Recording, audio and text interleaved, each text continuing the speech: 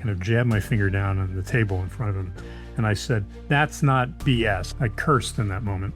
And all of a sudden, he thought I was interesting. There is just one question that either somebody else asks us or we ask us. It changes a lot of things for us if we pay attention. I wasn't willing to stab my best friend in the back. Investors, like, they would like to bet on the founders, like, over product ideas. Of course, the product idea has to be interesting, but then the founder who can make it, who they believe they like, this person would make it. So that is also something, like, as you are building the product idea, it's also very important to build your own self, like, work on yourself as much as you work on your business. In fact, more than that. I was recently asked what my next book will be. The honest answer is my next book is going to be a film.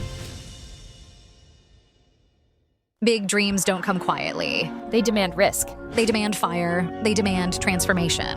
Welcome to The Corporate Life, Billion-Dollar Conversations. Hosted by Hina Siddiqui, CEO and founder of Corporate Influence Media, creator of Capital Stage Credibility Positioning, 4-time Global Award winner, featured across more than 700 global outlets, and heard in 94 countries. Join us as we sit with tech CEOs, multi-million-dollar entrepreneurs, and leading investors, the people building what's next. Here, success isn't a headline. It's a human story. The turning points, reinventions, failures, breakthroughs, and bold decisions that change everything. Because every life is a movie, and you're the star of yours. Mike, every life is a movie and every movie has a story. So tell us your cinematic story of the entrepreneur who built 6 companies in Silicon Valley and all acquired by now. And now you are writing a book.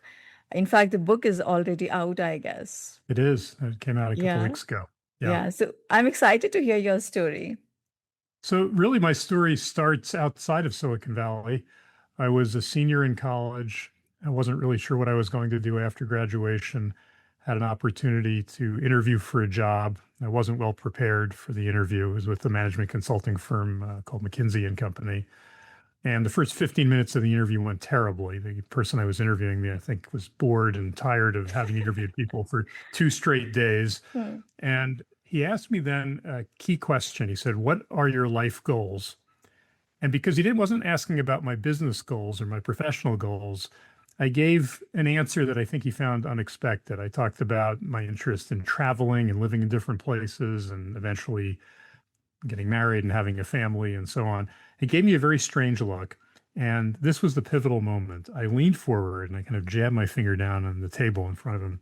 And I said, "That's not BS." I didn't actually say BS. I said the word, but uncharacteristically of me, I cursed in that moment. And all of a sudden he thought I was interesting. He got much more animated. The rest of the interview went well. I was invited to interview next out in San Francisco, ended up getting the job. Fast forward 2 years later, because I had that job, I was able to get a job in Australia. Okay. Went down to Australia, ended up 5 days in meeting my wife.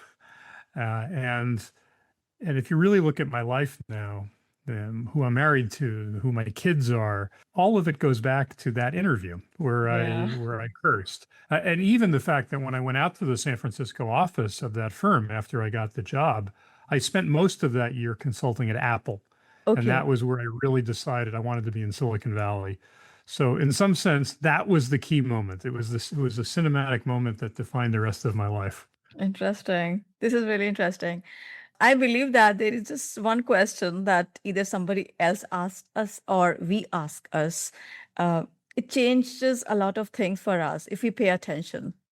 I think that's the key. The last part is listening and paying attention, Yeah. which is something that I haven't always done as well as I Right. should have. But there are moments where I found when you kind of listen to the universe in a way that you tend to find your way. I believe that 100%. Like, universe is always guiding us. I know that it might be a little tricky for, or maybe too illogical for tech CEOs or, the people who are listening to us right now or watching us right now. But I believe that there's always something beyond logic. Like, universe is always supporting us, always guiding us through. If we pay attention, the route is very short. Otherwise, like, we keep on taking the long distances and trial and hit and errors and stuff like this. Of course, there would be journey. There, of course, there would be challenges and lessons, but then they can be shortened a lot if we pay attention. Yeah, I agree with that. And kind of Yeah. the corollary to that in my own life is Yes. that most of the best things that have happened to me have been unexpected and Yeah. spontaneous as opposed to being planned, even Yeah. though by nature I'm somebody who plans a lot. And in a Yeah. business context, I'm somebody who plans a lot. Nonetheless, if asked what are the most significant moments in my life, I would have to say that they weren't planned. Yes. So you have been raised in Italy and uh, Boston. So what that dual identity gave you? Well, I only lived in Italy when I was a very little kid, but it had an impact on me because as I grew up, my earliest memories were of living in a country other than the United States, where I spent most of my time. And that, I think, is one of the main reasons I ended up later going to Australia, where I met my wife, and ultimately having a very international um, sensibility Hmm. and life in a lot of ways.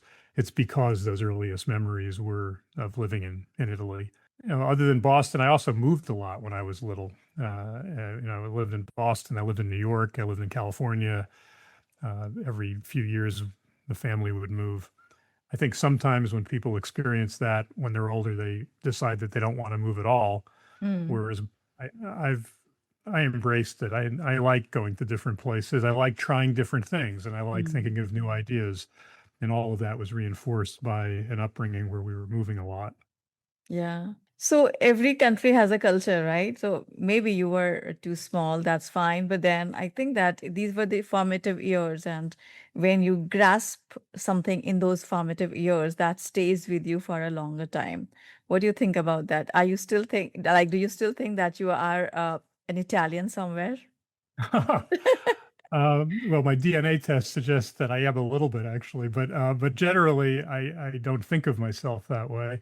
But Okay. I do think of myself as more of a citizen of the world as opposed to a citizen of a specific country. Yeah.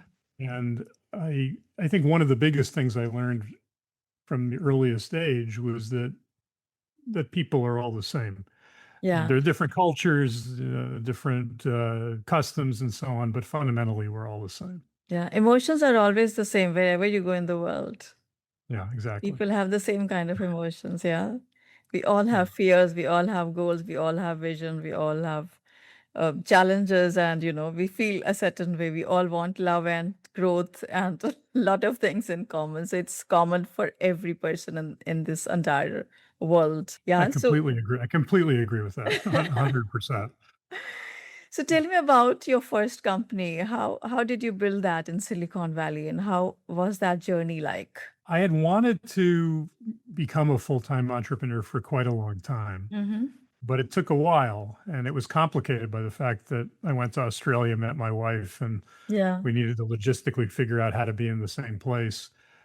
So what eventually motivated it was that my wife got pregnant with our first kid. Mm-hmm. And so I was living in San Francisco. I was commuting about an hour to work each day.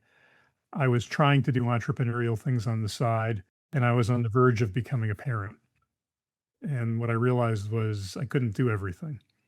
And so I decided to leave my job and start a company with my wife's blessing and initially financial support because she Yeah. was also working in a job.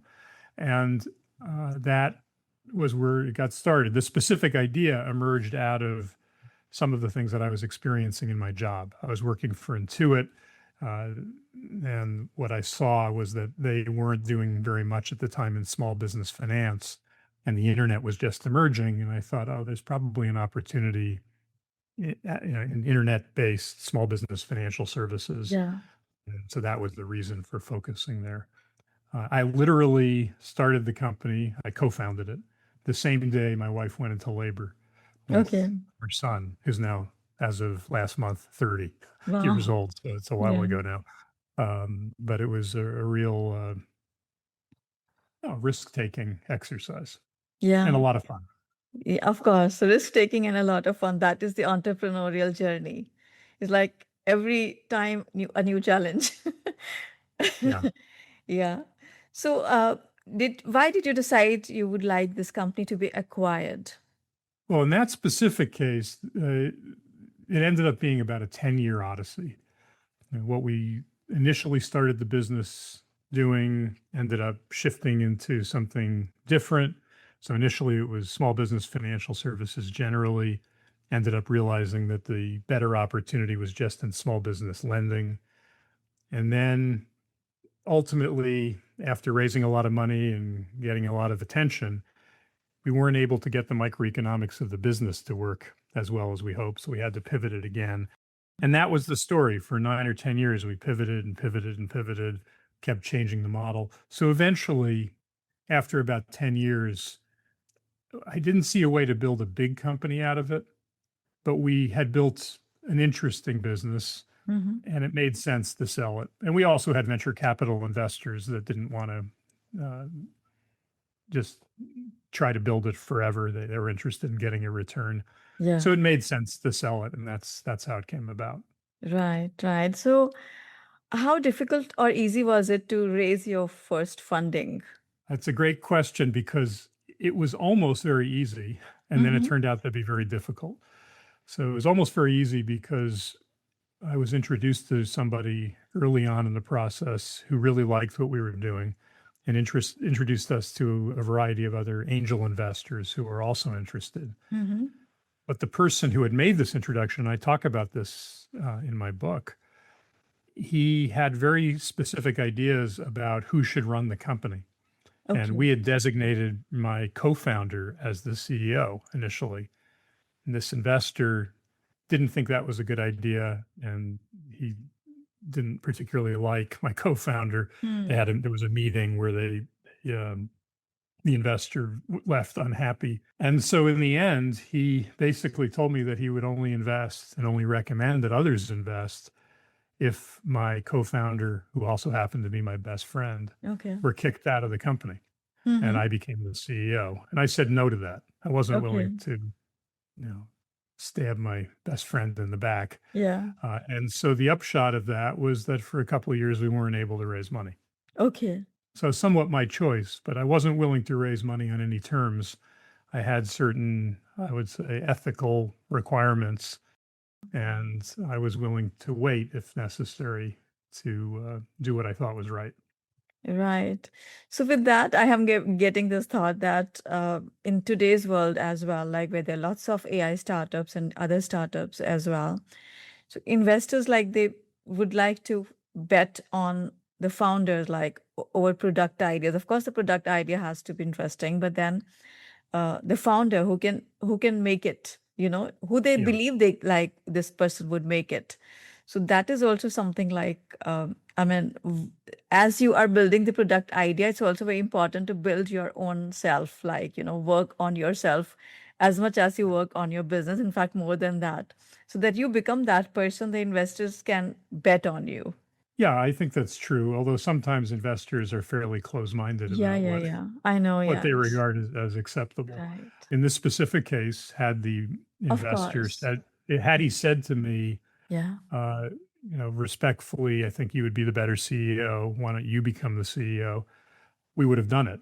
The problem was that he said, I want you to be the CEO and I want you Yeah. to kick out the other person. I thought, nah, I'm Yeah. not doing that. I'm not Yeah. comfortable with that. So, how was that decision like to sell the company? How that phase went for you? It was very challenging. In some sense, what I've found is that every stage is challenging all the time. Yeah, yeah. We initially had an opportunity to sell the company, and I was too aggressive in the negotiation. And the upshot is that it didn't work out. And then it took us another 5 or 6 years before we had another opportunity to sell the company. Okay. And that time, I realized when we got into due diligence that a contract had been written that I had actually been the person who reviewed, which had some terms which were not well written. And depending on how you interpreted the terms, it could be argued that it prevented us from selling the company. Mm. And so there were some moments of anxiety, but in the end, we were able to work through that and then get the deal done. It was hard. It was stressful. It's always better if you're in a situation where you're trying to sell a company where you have multiple buyers Of course. and you're playing them off against each other. But if you Right. ever find yourself in a situation where there's one, Mm. you kind of have to get the deal done Yes. or there's no deal. And I've been in that situation multiple times. And it's difficult because you can't really tell the other party that they're the only one because then Mm. you lose all leverage. Yeah. But at the same time, you know there's only one. Yeah. And if Correct. you overplay the hand, you know, pay a cost. Right. So when you build your other companies and you then sell them later on, like all 6 companies got Yeah. acquired, you built, then I think that must have given you some direction and lessons for the next one and the next one and the next one to raise the funding as well as at the time of selling. So did that help? Yeah. You definitely get better the more times you've done it. Yeah. You're more patient, I would say. And that's the biggest thing is that I think a lot of people who become entrepreneurs are actually not very patient people at Mm. heart. Yeah. And I'm not really. Maybe I am Yeah. at this point. Maybe I've taught myself to be patient over the last few But I decades. believe, But Mike, that an entrepreneur cannot be patient. that's the issue, right? You need to be constructively impatient. Yeah, But when you get exactly. into a negotiation to sell the company, Yes. that's exactly the issue is that because an entrepreneur can't be patient and you're used to not being patient, Yeah. if you're impatient in the negotiation, you'll usually lose the negotiation. And so it's hard. You I have to love force that. yourself to wait. Yeah. Yeah. And I a lot of resonate times you have to with, wait. yeah. Yeah. I resonate with what you're saying here is that impatience. Like, for example, I am quite impatient when it comes to my business. And of course, that's a personality once you become an entrepreneur. So the moment you get an idea, you need to execute it in the next 24 hours, right? You can't hold it for long. Right. So this is I always do all the time that just get out there, even if it's imperfect, just take some action and step, which is a good thing. But in Yes. some scenarios, this is not a so good thing where you need to be patient, like, you know, in some areas, like, as you said very beautifully, that in negotiations or the time of selling, you need to be a little bit patient, but actually that is not the trait as an entrepreneur you have. So you need to be you know, exercise that or maybe learn that. So yeah, it's interesting and I resonate with this part. Yeah. So, you know, expanding on that, Yeah. what I learned through the years is that, yes, I'm impatient, but when I'm negotiating with people in this sort of context, they're also impatient. Yeah. Right. And there's a real value in being more patient than they are if you're in a Yes. negotiation Correct. and just waiting and staying quiet. And I write about this in the book. I quote this is one of the Star Trek movies where the bad guy says, "Let them eat static." That is his response to Yeah. the request for communications. And I found that if you're patient in that specific context, very often you'll end up with a better deal Yeah. because the other person will be impatient and Exactly. they'll I be more love that. flexible than the otherwise might be. This is a very valuable advice, I think, to everybody who's listening or watching us right now. It's like you just need to learn to be patient at the right times, because there Right are time. That's a good way to sometimes say it. it serves to be impatient, but sometimes it really helps to be patient with things. Yeah. Yeah. Mike, you say that your life has been quite like lucky. You have been lucky throughout your life. So would you like to give some examples of that or like to talk about it? I have been very lucky, Yeah. although there have been certainly times in my life where I've not felt lucky. So I've had both sides of that. But in the bigger picture, I mean, I was fortunate to have great parents and have a terrific household that I grew up in, and have parents who I think showed me a tremendous amount of support. I've been very fortunate in my wife and my family. And then from a professional standpoint, I've more or less had the chance to pursue a career that really interested me and to try to be creative and create things or be part of creating things that haven't existed before, which is what I'm very passionate about. Hmm. And it hasn't always worked, but it's worked more than it hasn't worked. Yeah. And so I'm very grateful to have had that type of opportunity and flexibility. So yeah, I think in the grand scheme of things, Yeah. I've been extremely lucky. This is a great filter to have, when we say that, like we have filters in our life that we call beliefs. So when we have this filter, like, okay, I am lucky. So then we actually look at things from that perspective and things change automatically because we have that belief or filter that we are lucky. So it's a great belief to have. I agree with that. Although I will say, I think I'm a realist. I mean, Yeah. one of the things that I've learned through these different companies is that a lot of things go wrong. And so, in some sense, I've trained myself to believe that when things are really good, that things will get worse. And I've Mm. also trained myself to believe when things are bad, that things will get better.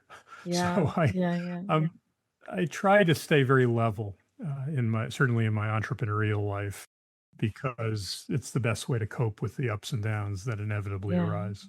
Yeah, it's the best way to cope with the ups and downs. And of course, things will go wrong. There's nothing like a rosy picture. And this is my favorite line. I talk to my friends about this all the time. Like, we're not here to do a picnic on Earth, right? We have we are here to do something, some lessons to learn, and we learn lessons through challenges. So, like in business also, there would be things that would happen which we would not like sometimes. But the biggest breakthroughs come after the chaotic situations. And I was recently talking to a guest on the podcast about this. And I also I realized that, okay, some of my biggest breakthroughs came only after I was having some dark moments or some Yeah. chaotic situations. And a lot of times it means more when you are able to deal with adversity Yeah. and come through that successfully. Yeah, yeah. So, any kind of challenges or such adversity you can think of in your entrepreneurial phase while you were I mean, building I've companies? had all sorts of adversity. In my second company, we struggled for a few years and then finally started succeeding. Mm-hmm. And we grew very, very rapidly from nothing to a $30 million run rate in less than a Wow. year. Mm. And then Congress passed the law that effectively legislated our business model out of existence. Okay. They imposed price controls on debit card fees, and our business was built around debit card fees. And so that was a business that would have been worth an enormous amount of money. And just like that, we woke up one day and the business was almost worthless. And yeah, we Mm. sold it, but we didn't sell it for very much. That's one example. But I've had the opposite happen as well. My most recent company, we were trying to go public, and we came very close to going public. And then COVID hit. And once Mm. COVID hit, we weren't able to go public anymore. Yeah. And we thought, well, that's really just very unfortunate. But then all of a sudden, a big company showed up and paid us a lot of money, more money than we would have made had Yeah. we gone public. And so it ended up being a blessing in the end, Yeah. that the IPO didn't work. So I've experienced both sides of it. The one constant is adversity.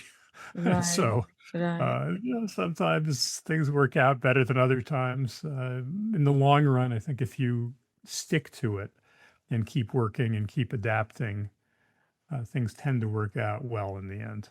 Yeah. At And least in that's been my chaotic experience. situations like this, you're talking about adversity, it's very easy to get carried away and make some difficult, some, how do I say that? Some decisions that don't work for us. So when Yeah. you make decisions, so you talk about that, like when you make decisions, like keep the emotions out of that. So just talk a bit about that. How do you make decisions? I mean, I strongly believe that decisions need to be made based on analysis and Yeah. not the emotion of the moment. Yeah. And I individually try to do that. And then in the teams that I manage, I try to instill that sense that don't panic, just try to work the problem. Let's try to figure out what the best answer is. And the best answer is based on analysis. It's not based on whether it makes us feel good in the moment. Yeah. It's and I think that's important to try to stay level. The expression I've heard is "be like sand." Mm-hmm. Yeah, And I think that's a good way to approach that's interesting. Yeah, difficult decision-making moments. right. So your book title is Failure is an Option. Why that title? Well, there's a history to it. So at the time when I started my first technology company with my friend Scott, it was around the time that the movie Apollo 13 came out. And that has a famous quote in it, which is failure is not an option. Okay. And we decided that was going to be our mantra. And so anytime any adversity struck, we would remind each other that failure is not an option. But the truth is, we then struggled for the next several years. And so we started joking to each other that, well, failure is actually an option. Yeah. And there were some days we thought that success was not an option. But I came out of that experience realizing that no matter how hard you work and no matter how hard your team works and no matter how good of a job you do, sometimes things don't work out as well as you want them Yeah. to. And you have to figure out a way through that. And so it means that failure is definitely possible. It's definitely an option. Now, what you do with that is a different question. Correct. How you react to it, how you I love adjust, that. Yeah. adapt. But that's the reason for naming the book that is. It's trying to say that success isn't linear. And you don't always have control over it. You have control over the effort you make. You don't have control over the results, but you can control how hard you try and what sort of adjustments you make along the way. Yeah. So that's the reason for the name. It's a beautiful title, and in fact, it's a message because in this world where we put so much pressure on ourselves, so I'm not saying that succeeding is a bad thing. Of course, it's a great thing. But then when you don't see failure as an option, then you actually are very hard on yourself and you miss Yes. that joy and fun of life. I think that's right. I think taking a step back, I also believe that success is in the eye of the beholder. Yeah, I love that. What Yes. is success? I mean, it depends on the individual. It depends on your Exactly. values. Yeah. Sometimes success is trying something that you might have been afraid to try. Mm. Sometimes success is survival. Yes.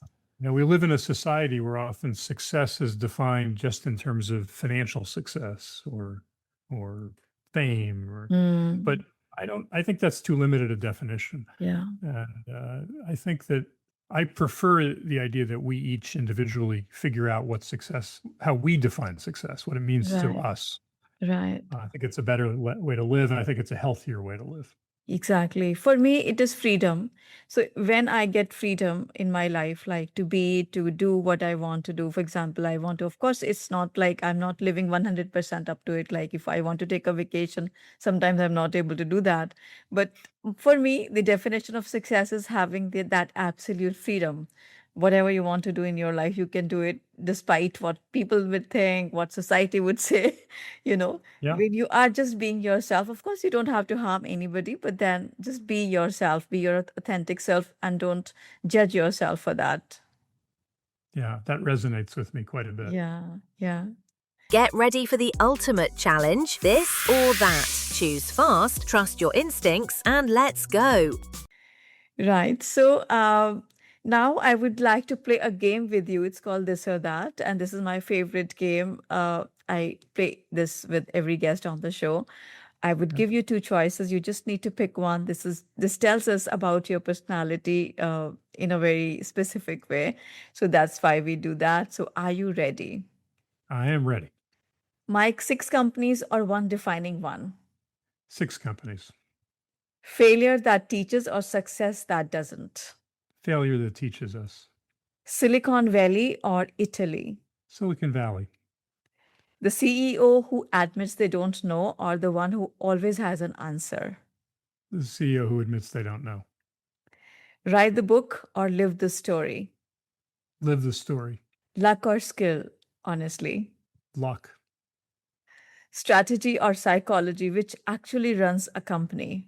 Psychology that actually runs a company. Great, you played well. It was pretty quick and fast, and you were very clear. Thank you for being spontaneous. That was fun. Thank you. Thank you for allowing me Yes. to do that.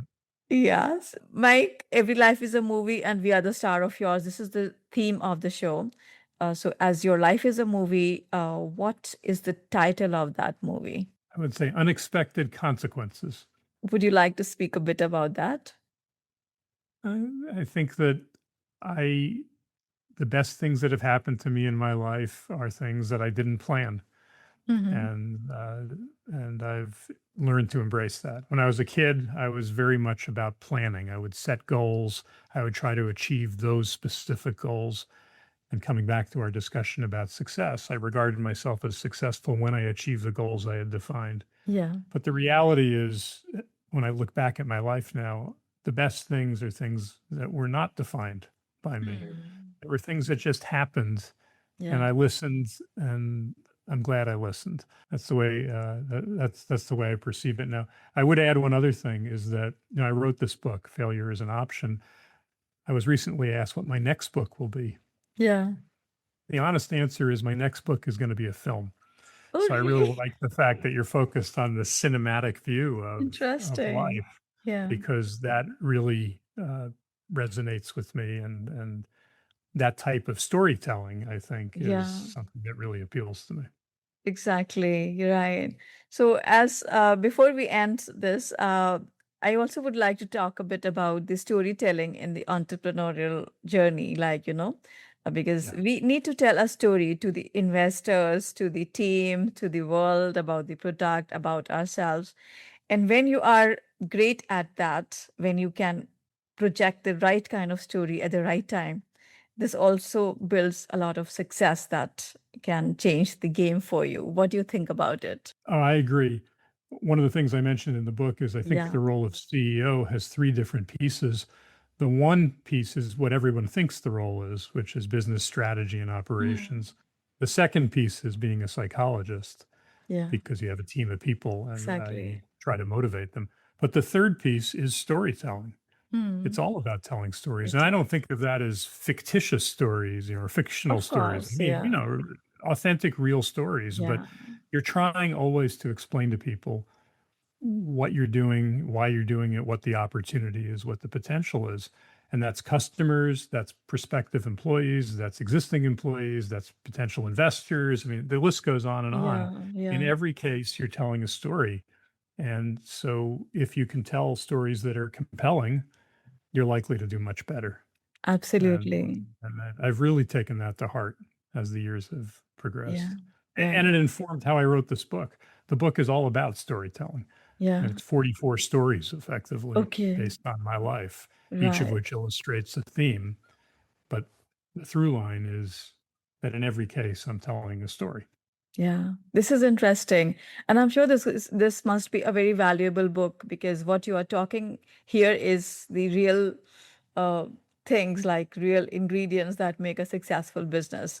So it's very interesting that you have written about it in terms of stories that people can understand and use them in their life. So where the book is available, like how can we It's get available on it? Amazon. It's available on BNNBarnesandNoble.com. It's available on independent book sites.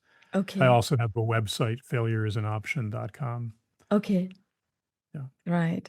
Thank you. And for those who would like to follow the rest of your movie apart from that book, how can they do that? Well, they can go to my website, failure-is-an-option.com. I also have a Substack that I recently introduced called Failure is Okay. an Option, where they can email me if they want to communicate with me Yeah. directly. I'm always thrilled when people reach out. Right. And my email is mikegrossman86@gmail.com.